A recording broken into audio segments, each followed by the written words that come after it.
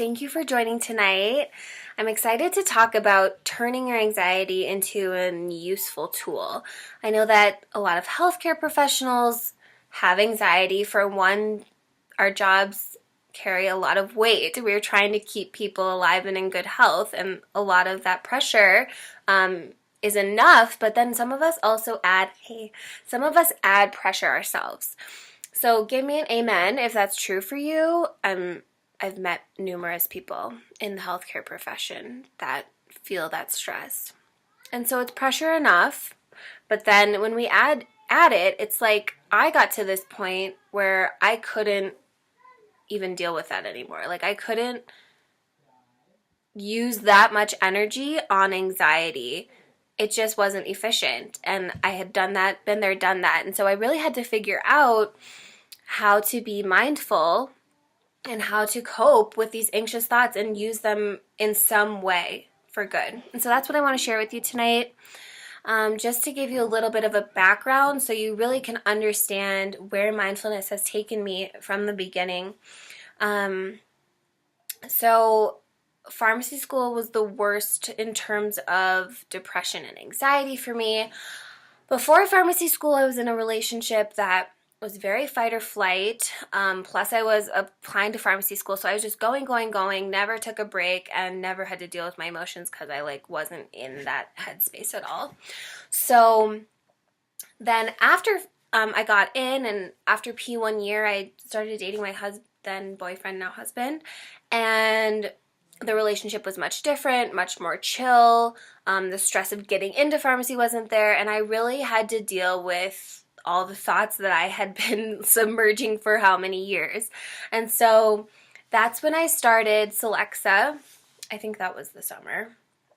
And that went fine, or whatever. I think I saw therapists on and off. I wasn't really tied to one. They were telling me things like, I was so overwhelmed, and they were telling me write 3 things down a day that you can do, just have a top 3. And that was helpful information, but for where I was at, it wasn't touching my issues with the overwhelm. So that was kind of a bust. And I mean, generally antidepressants are to be prescribed with some behavioral therapy, but often the case we're all too busy and we don't really put the emphasis on that. So life went on. I must have gone off for some period of time again, and then I remember restarting or trying Prozac, which I liked because I had gained so much weight and was sleeping all the time, so I wanted the most upper of the antidepressants I could have. First line. And so yeah, I was there at the end of P2 year into P3. And then my grandfather died, and I was really close to him. And so that just kind of compounded things for me in terms of depression, anxiety. I was buffering. This is when I became queen of buffering and not taking responsibility for my life. So what I mean by that, you might be familiar with that term. Brooke Castillo uses it often. Buffering is anything that you're doing to avoid or to procrastinate in a way and to protect yourself is really what your brain is telling you that you're doing. Don't do the thing that you're scared of. Just, surf the internet, watch TV. Honestly, in another stage of my life, this would be overworking, not taking a break, to think.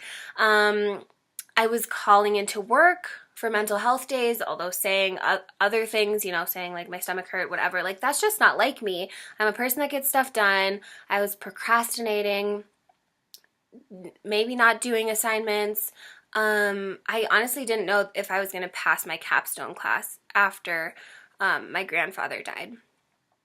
And I ended up passing with a C. So it was a weird time. And so it was at the end of P3 year, going into rotations, that I was I want to conceive and I want to do this naturally. I had been seeing a therapist at that point, and she was amazing. We clicked really well. And by the end of our time together, it was kind of we had nothing to talk about. We were almost just having conversations. She was just really sweet. I probably just overstayed my welcome. And so it was kind of this you're ready kind of thing to just try and manage this on my own, because there does come this point where like the medications work, but if you're not going to the root of it, what's the point?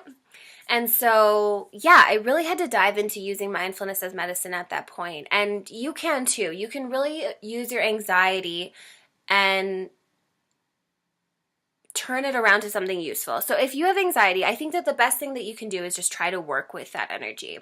Because in honesty, you're good at worrying, which means you're good at staying focused on something. You're having these same thoughts over and over again. You're able to recall them anytime, anywhere, and you're able to keep them going for a long period of time. So all we have to do is adjust.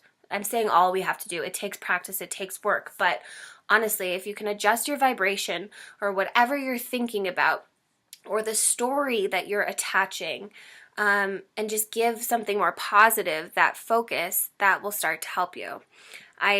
Now, when I recognize I have like a scary thought about something, I try to think of the most loving thought. And even if you can't go from one extreme to the other, that's okay. Just try to think of something better, something that feels better to you. And part of this is we attach our own stories, and we need to think about whether it's true or not. Like we're good at this too. So you can focus on love and not fear. And especially in terms of procrastination, which was like the worst for me during depression, focus on something loving.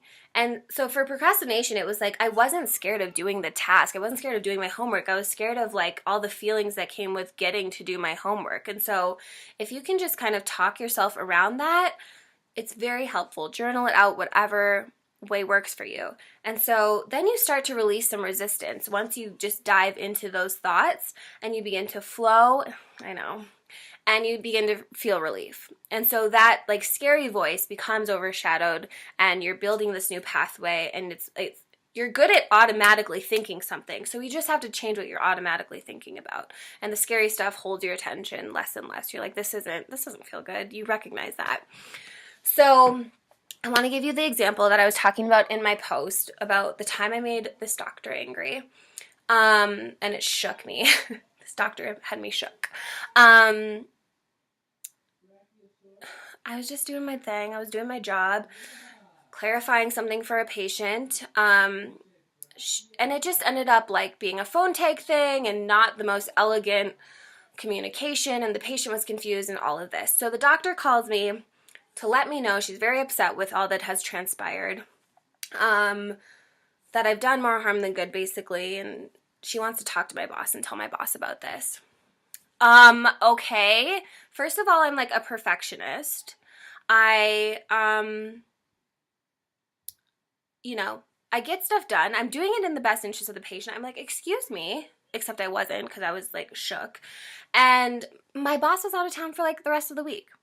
So I said we'd call her back, whatever. But I'm just like, cannot stop thinking about this scenario. I'm feeling guilty about putting everyone in this situation. I'm feeling shameful about just my actions and how I conducted it, but there's really nothing I could do. And I honestly felt so unworthy. Like I just told you, I didn't know if I was going to pass capstone a couple years earlier. And in my head, subconsciously, am I worthy to be a pharmacist? I assume all my classmates got A's. They're out there killing it. I didn't do the residency thing. I'm thinking of all these things. Am I even worthy to be here? Am I worthy to be a pharmacist? All of this plays together, and you start compounding. You start building on this stuff, the stories that you make up.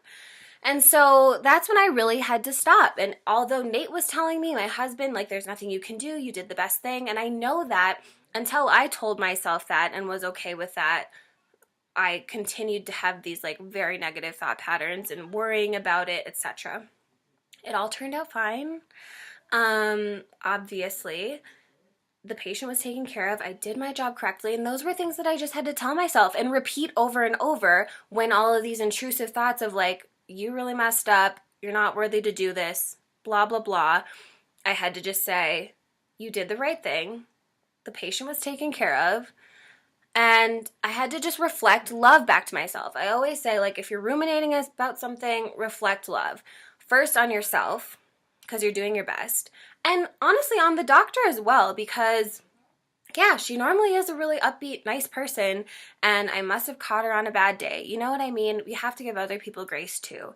And so your anxiety can really help you be efficient in life, because if you use it, anxiety itself, as a trigger for wellness, you're gold. So normally you have a trigger that causes the anxiety, and then you're stuck in the anxiety. But if you have the trigger causes the anxiety, now your anxiety is the trigger for you to be well and say, how can I make myself well around this situation?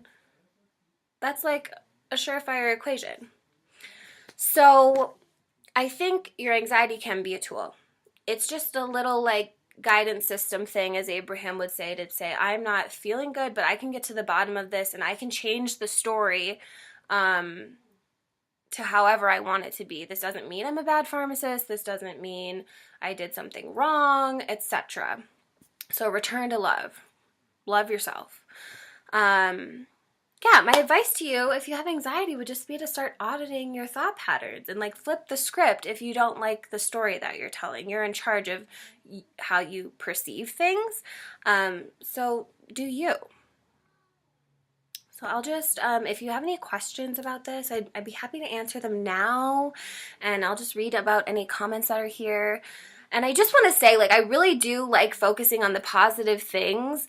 So it's kind of hard for me to go back into that time in my life where like I was not excelling and being efficient and like living my best life. But I just think it's evidence and really shows how, if you take mindfulness seriously, how you can grow with it. And I think it is important to share the darkness. So thanks for holding space for me for that. You always tell yourself, if you could go back and relive the situation, would you do anything different? Totally. And like, I guess I would have probably in that scenario. So, you know, but also, yeah, can I do anything about it now? And you use it as growth. Yeah, can you do anything differently? And then you know for the next time. So it's like everything is a learning opportunity, and to waste your energy just thinking about something over and over is not effective. So that's where I like to like pull in a mantra, and I'm just like, I'm worthy, I'm worthy, I'm worthy, until I get bored and have to think about something else. So, okay, well, that's all I really had to share tonight. So thank you for joining me. Tag a friend in the healthcare industry if you think that they might need to hear this, if they're kind of at this point of they've done everything they can. They've tried different things for anxiety, but maybe they haven't gone to the root, which is difficult work. But with practice, I think that you could really get somewhere with it. My bounce back, I like to say, is so much quicker now.